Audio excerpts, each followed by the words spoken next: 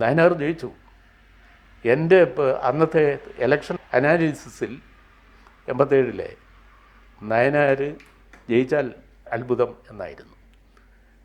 അതേ റിപ്പോർട്ടാണ് കേരള ഗവർണറായിരുന്ന രാമചന്ദ്രൻ, അന്ന് രാമചന്ദ്രനാണ് ഗവർണർ, അതേ കൃത്യം ഞാൻ അവതരിപ്പിച്ച അതേ കൃത്യമായ ലോജിക്കും കണക്കുമായിരുന്നു ഗവർണർക്ക് കിട്ടിയ റിപ്പോർട്ട്.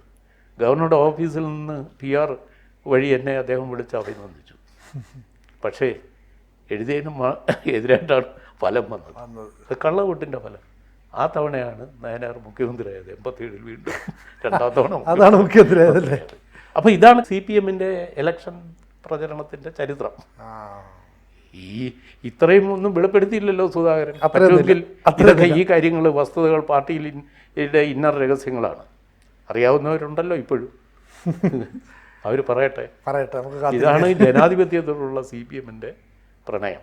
കൂടുതൽ വാർത്തകളും വിശേഷങ്ങളും നിങ്ങളിലേക്ക് എത്താൻ ABC മലയാളം സബ്സ്ക്രൈബ് ചെയ്യുക, ബെൽ ബട്ടണും അമർത്തുക.